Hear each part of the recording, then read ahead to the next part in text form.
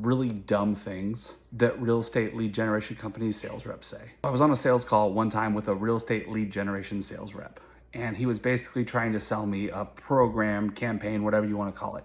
And he told me our whole entire program is based off people buy with emotion and then justify with logic.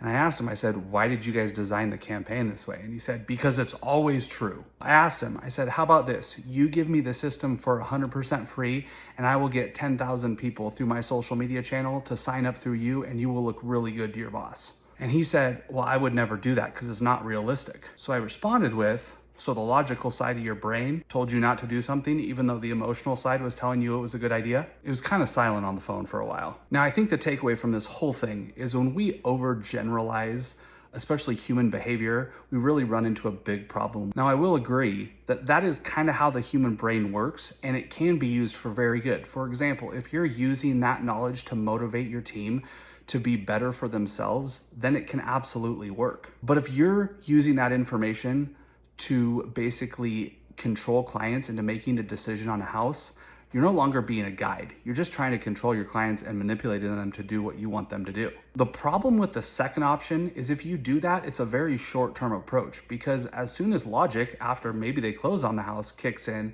they go, wait a second, this really wasn't the best option for us.